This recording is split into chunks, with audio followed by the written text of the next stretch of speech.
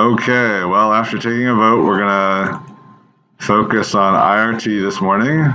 So this is sort of this is a technique for taking measured retention times and putting them into a sort of time-independent coordinate space that then can be used to predict retention times on later experiments.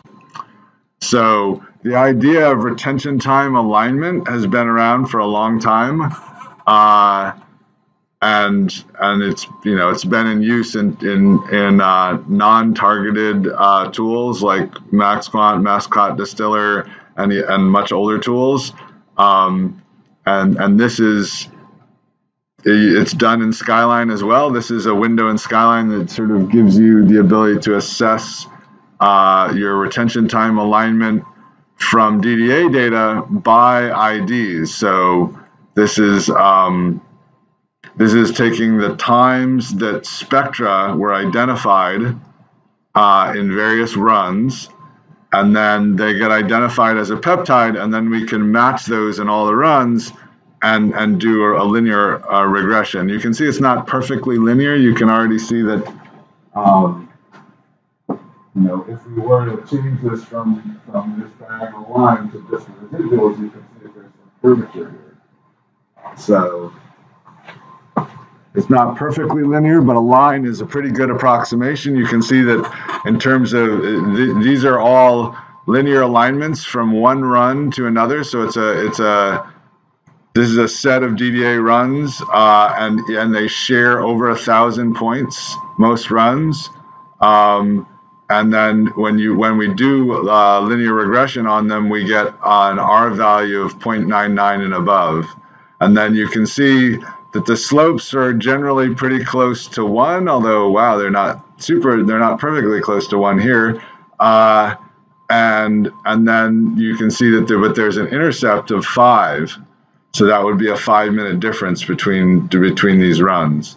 And then there are a few things that are outliers, but for the most part, in 1,000 points to have just 20 or fewer outliers, and mostly sort of at the beginning of the gradient, not a big deal.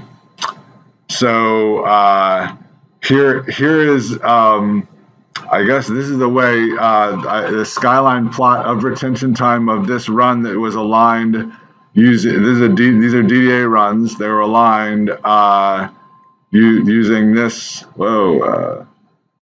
so this is their alignment.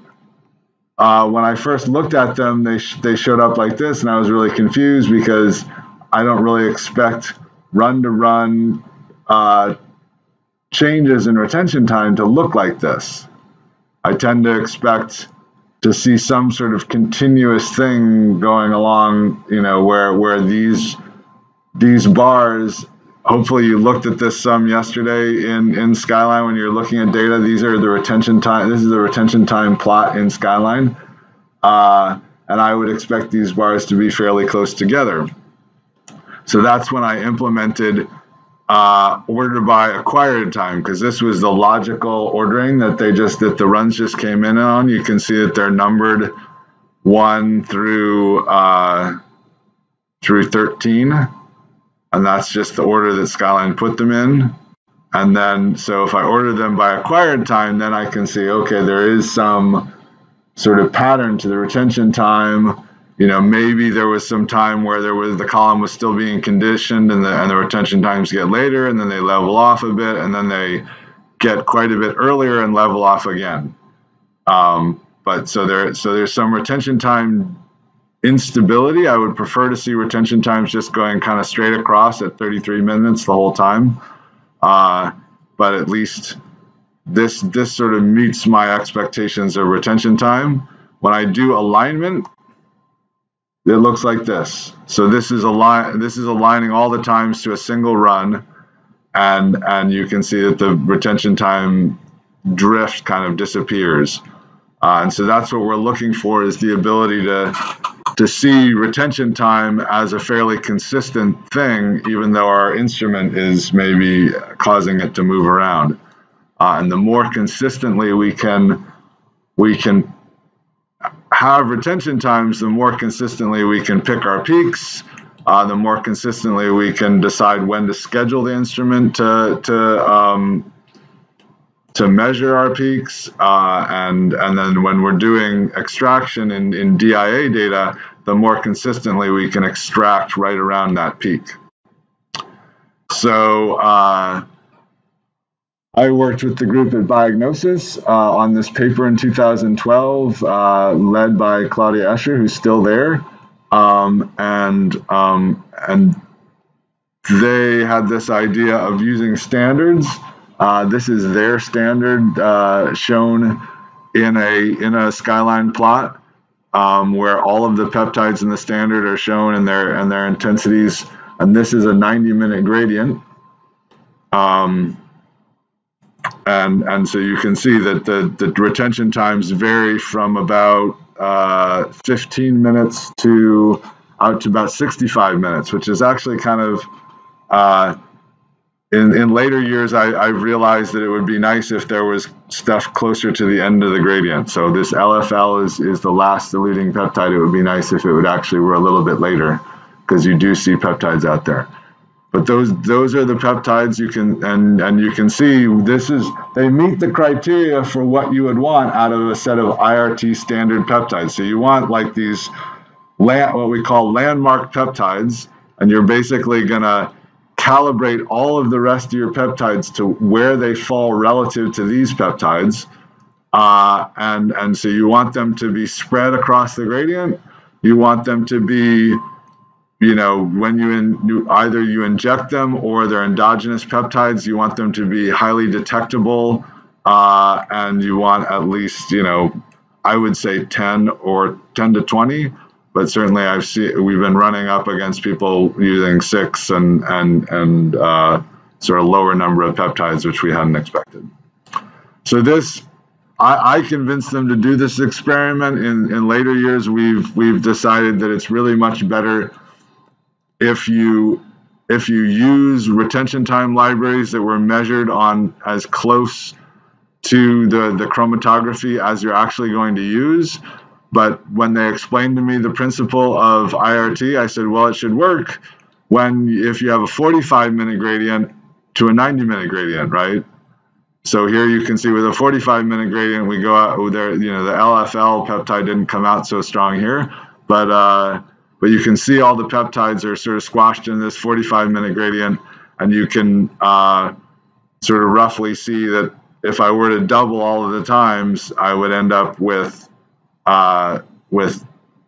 essentially this other thing. So my assertion was we should be able to measure this way and then use it to predict this way just by measuring the standard in both. You should be able to train your predictor in a 45-minute gradient and then use it in a 90-minute gradient as long as it's the same column. And that actually works, although we don't really recommend you do things that way. So the way, this is aligning those two runs by the standards. So similarly to a DDA run, we can just ask, okay, well, find everything, and then we'll do alignment based on what was matched in the DDA run. In targeted runs, we tend to use these iRT standards as like, okay, we know they're there, find them, they should be really easy to find, and then we're going to align runs based on that. So this is these two runs with a linear regression, sort of the way I had shown you a linear regression for the run-to-run from the DDA, and you can see that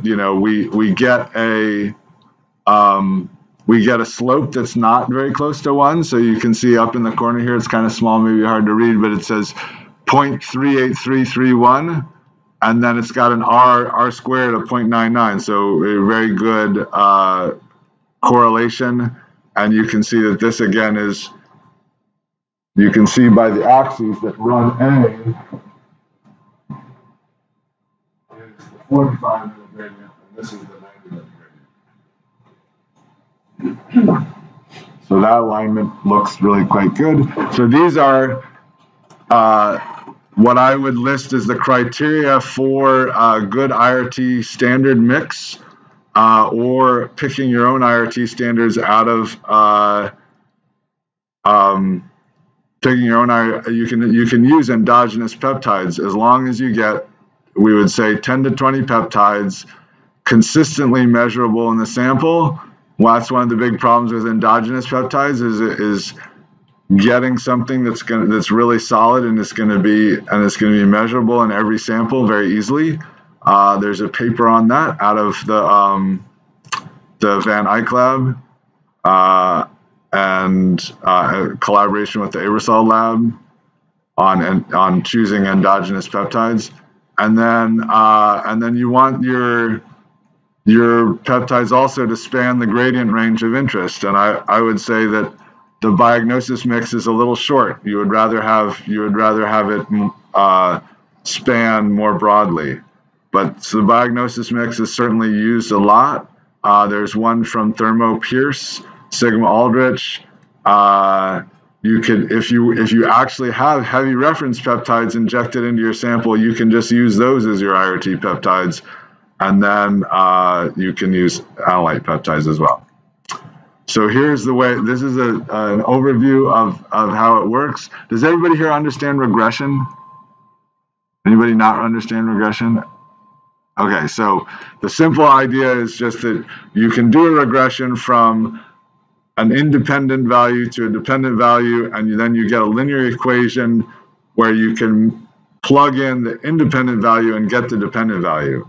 So in this case, this is showing a linear regression of in an iRT scale. So the iRT scale is already defined, but if we measure, what I'm saying here is if you measure a bunch of these peptides, you can always define any linear scale you want just by picking 2 points and assigning values.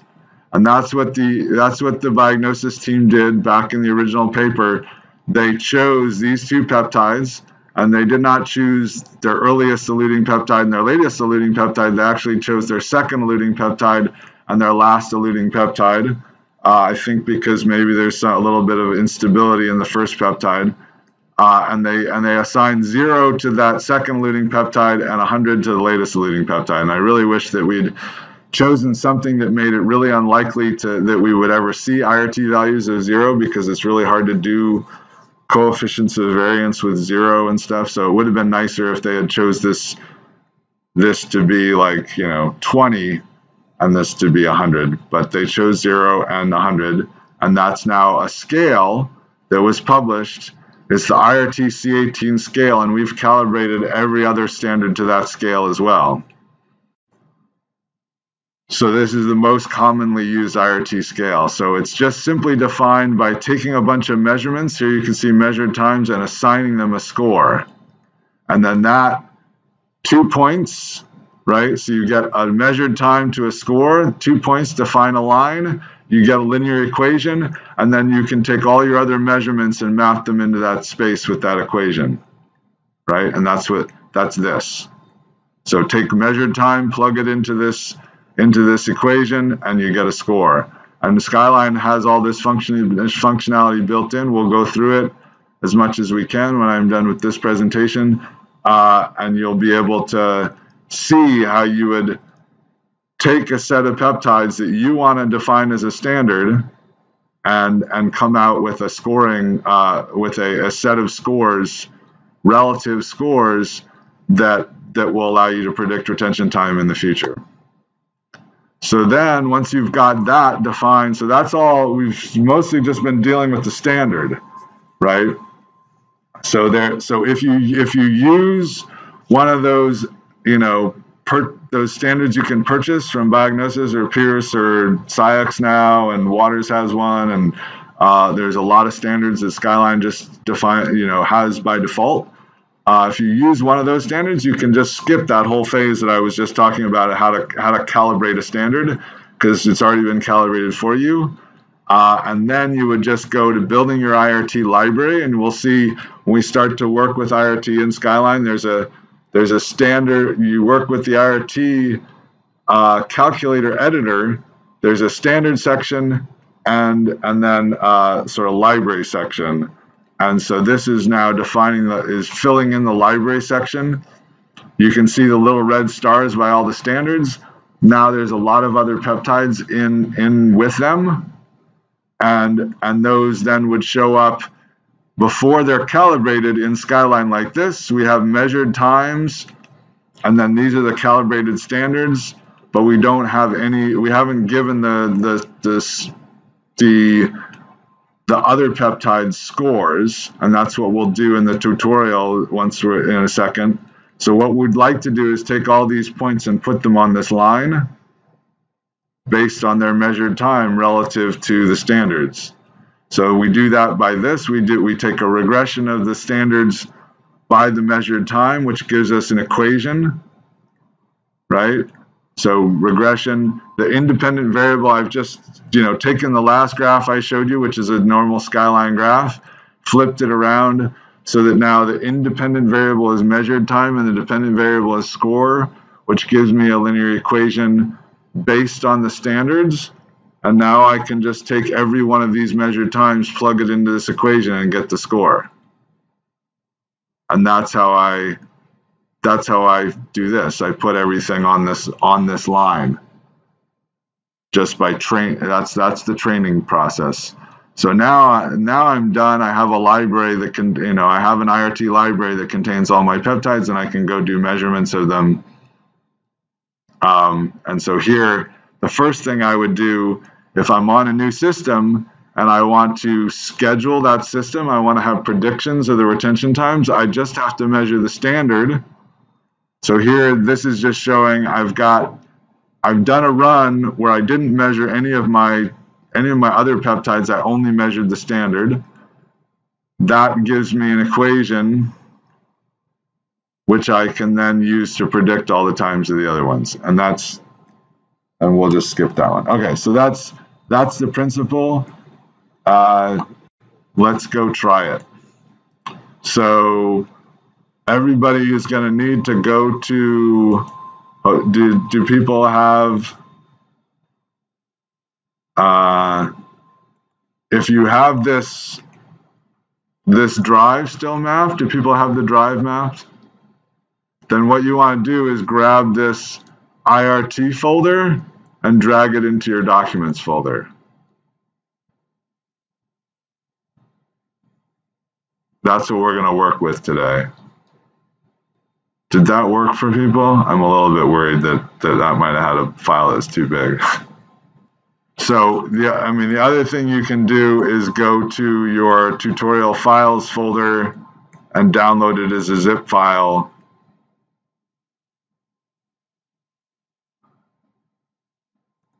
Should have got you guys started on this while I was talking.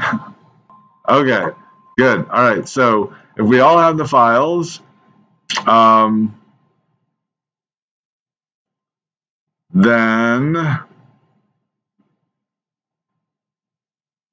the first thing we would like to do, I think, is to open this iRT C18 standard.sky. So this gives us our standard peptides. Yeah. Question about iRTs, and I was wondering about that when I tried to set up my system. Are the iRTs somehow protected within Skyline? For example, when it comes to eliminate, like I have, so I order heavy peptides because I want to look for them, and I want to map them to iRTs. So what I would try to do is I would try to get the sequences in Skyline, the sequences, and then I would eliminate the light versions of my actual peptides that I want to measure for the first time that I want to get retention times, and then I would like to add the iRTs. So if I eliminate the light precursors, will the iRTs still be there in light? Because they aren't there in heavy. You know what I have in my sample. You know what I mean? I will have light iRTs but heavy peptides. And I want Skyline to recognize that my iRTs are light. Yeah, so it's possible to do that. Yeah, so I think actually, let's see, what's the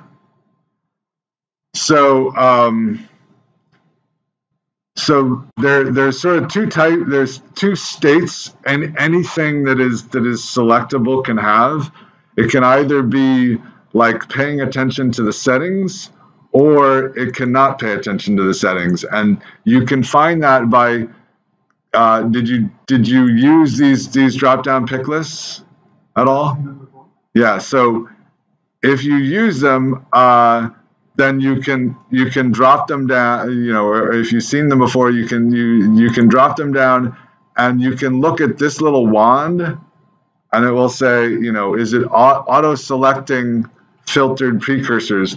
And for these standards in this document, that's off. So it doesn't matter what I do. So I think if I go, let's see, caps lock. Actually, I'm going to create a new group. So there's my new peptides, and so there's a new peptide, and you can see that it's got quite a lot of I've got a pretty wide filter right now. It's allowing charge 2 through 4 and light and heavy, but that is not applying to the rest of these peptides. And now I can go into here and change the settings. So actually I want to go into the transition settings, transition settings, and I can change this to say, yeah, actually I really only want charge 2, right? And I hit enter, and I get charge 2 here. Well, let's see, these are all charge 2. So let's go back to the settings and transition settings and say, yeah, I only want charge 3 precursors. That will apply down here, but it won't apply to the rest. So yeah, so that's, and then I can do things like, we've actually made it so that, well, these are not yet defined as my iRT standard. So you can see the way I can tell that these are not yet defined as iRT standards is they don't have a little clock face. So I guess,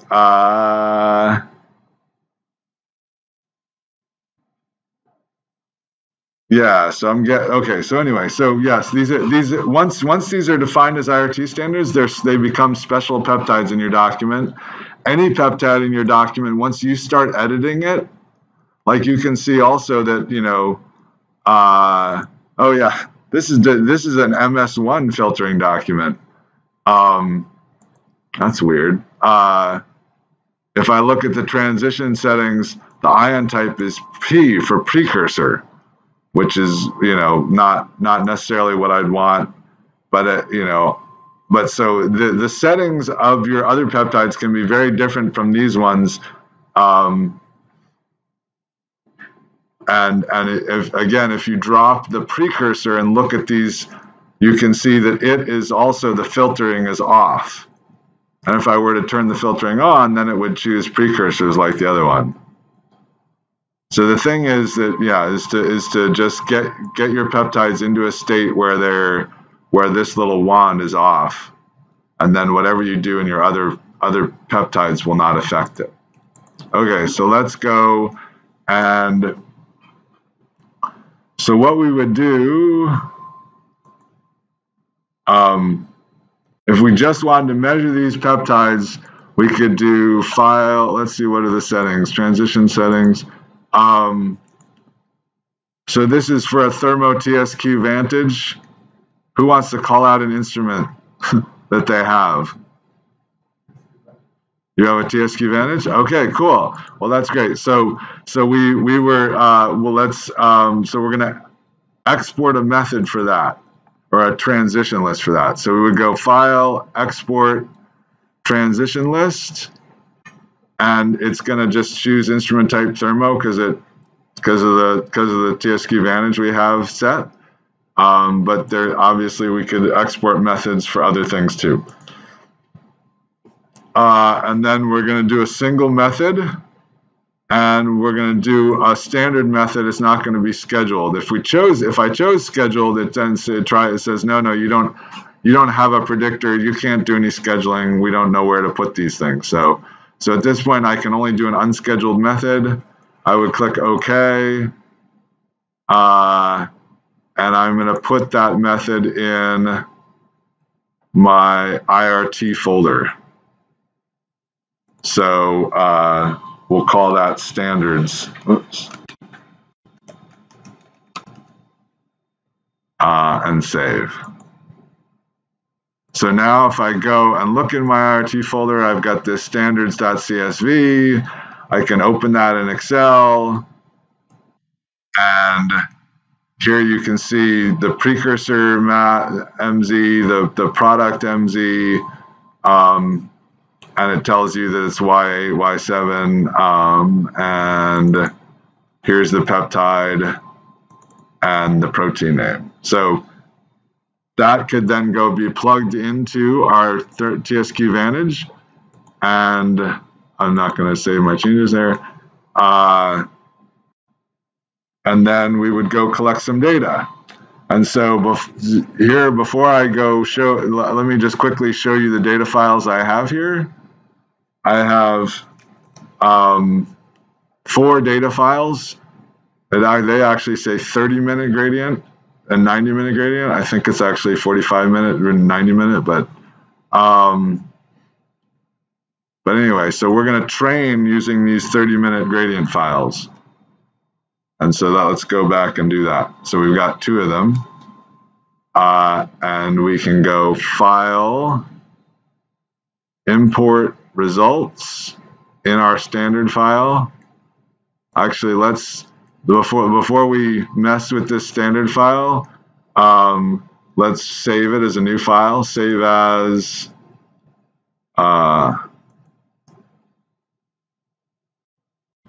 training, just add training to the end. So iRT C18 standard training.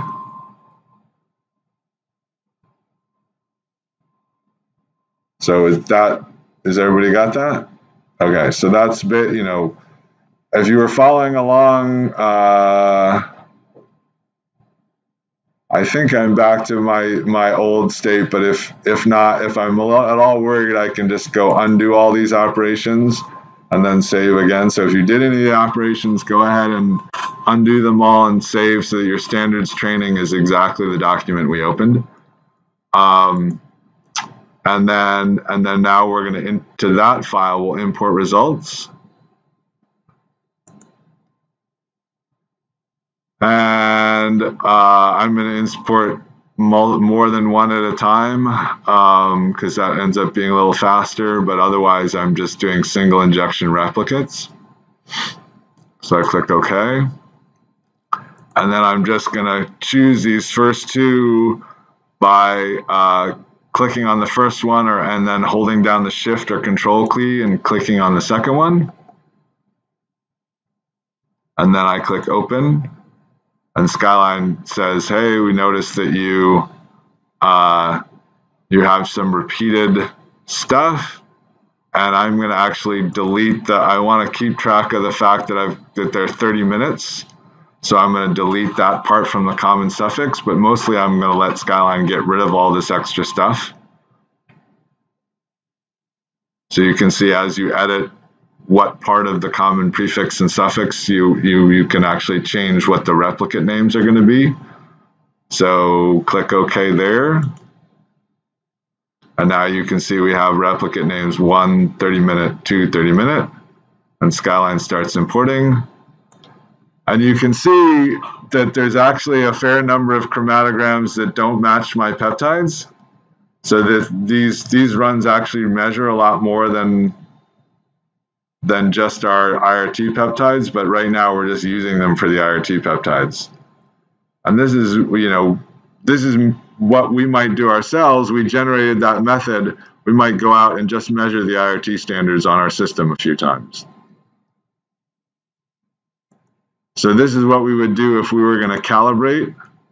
So now you can see I've got 2 runs, and I can go view arrange graphs tiled to separate them. And then I can also do view retention times replicate comparison.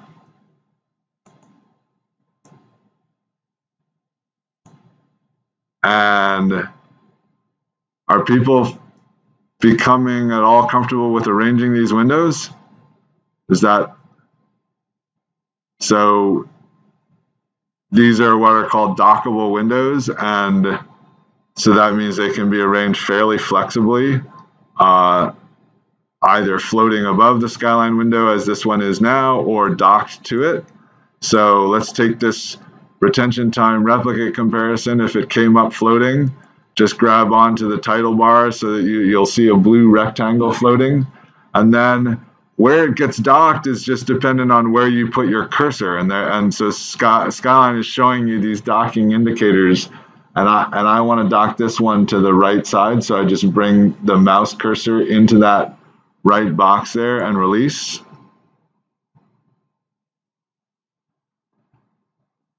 So who can tell me what happened to the retention times between run 1 and run 2? Are we getting exactly the same retention times? It might be easier to look at if we just go right-click in the replicate comparison and ask it to so right now it's graphing all the values, but we can tell it to just graph retention time. So now it's just showing points, and it's showing us, we get a line. So 1, we're pretty happy. It's pretty consistent for the most part between the two runs, right? But if anything happened, what happened? Is run 1, so run 1, run 2, which one's eluding earlier, or are they eluding at the same time? We can actually, let's just select one of the peptides. Maybe that makes it a little bit more obvious because if you select each peptide, if you select each peptide individually, now it becomes a little clearer.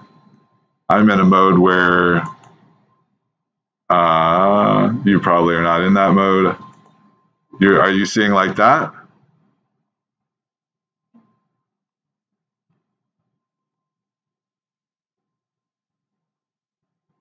Maybe different colors. Maybe you have legends. Is that what people are seeing? Something like that with different colors. So the colors are settable. If you want to change your colors, I'm using high contrast colors, although they're kind of washed out here. So I can go to options, display, and then I've got distinct colors. Maybe high contrast colors will work better. Okay. Okay.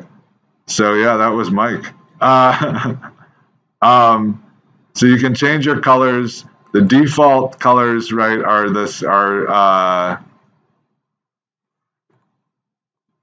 Skyline Classic. So most of you would have Skyline Classic at this point.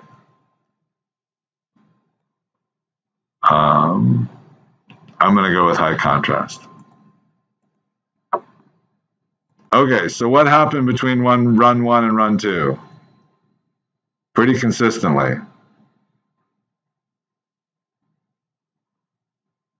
Anyone?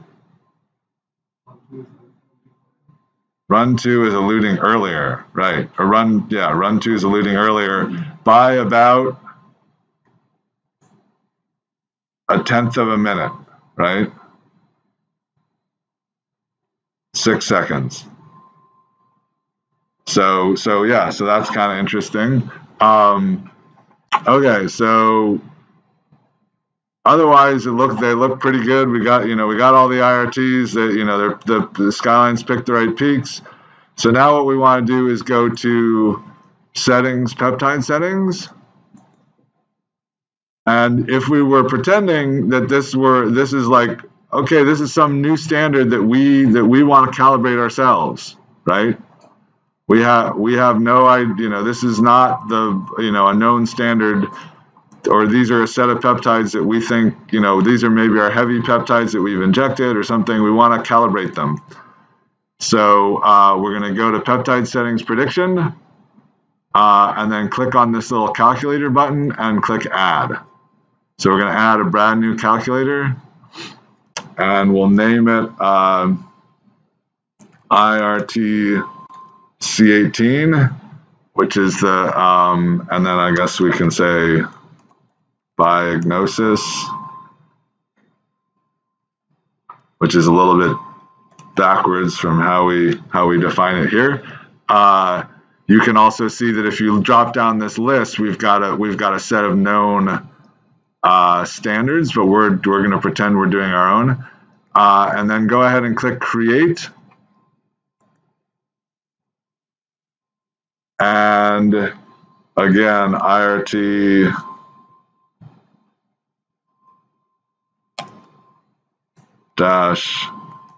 C18.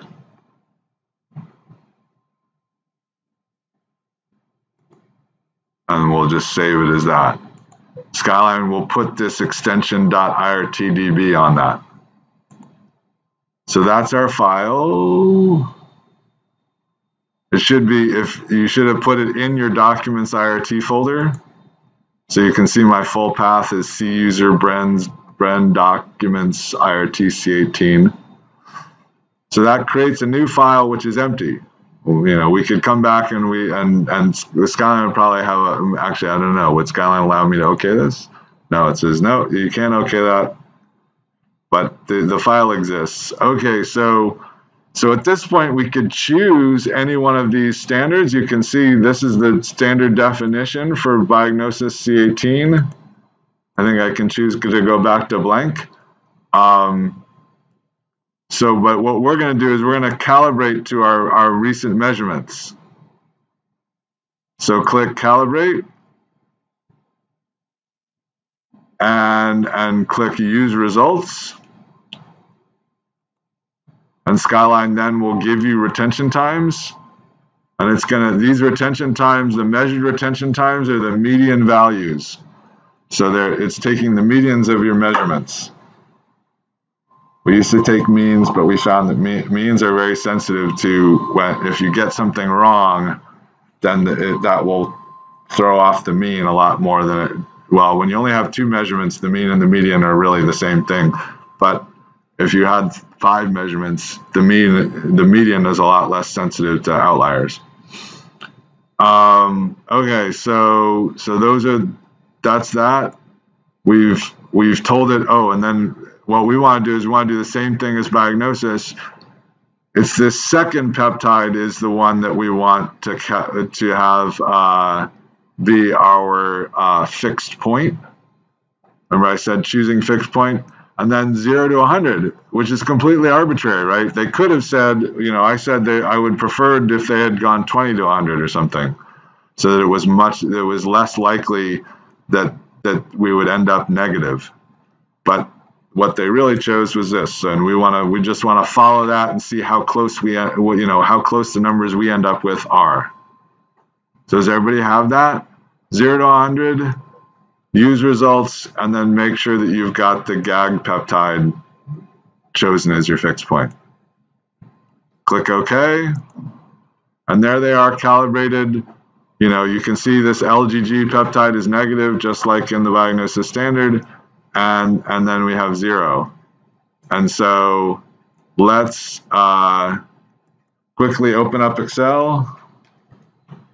Or I'll just show this to you. You don't have to necessarily follow along with this if you're feeling like you've just been hurrying to catch up with me. This is a time that you can relax and watch. So I'm going to click and copy those values, which are the newly calibrated values, and turn off text wrapping. So here they are. Those are the values we just calibrated. And then if I go, I can choose diagnosis 11, and standard peptides must contain, I guess maybe I have to delete these other ones. Can I delete these other ones? No. So if I select those and delete them, then now I can choose the Biognosis 11, and I will just grab the values so that we can see how close the standard values are to the ones we just trained. And you can see they're pretty close. Not perfect, right? This 9.4, 12 point, that's, but 87, so these are, the values are fairly close. So that's how you would go about training your own set of standards, and that's basically it's basically what Biognosis did with different data, and we're just now using a new data set to train.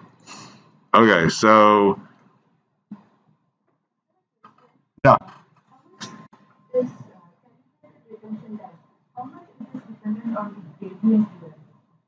It's very dependent on the gradient you're using, and you should not use somebody else's grade. Ideally, you're going to get the best results, and I think Brian Searle is going to be talking about this on Wednesday. He actually, for DIA now, he's typically using iRT values that he calibrates on the same column, not even just the same gradient. It's like, what he does is he interleaves certain special runs with his normal runs. And then he does a phase where he calibrates a new set of IRTs based on those runs, and that allows him to pick better in all the other runs. So, and he'll talk about that on Thursday, I'm sure.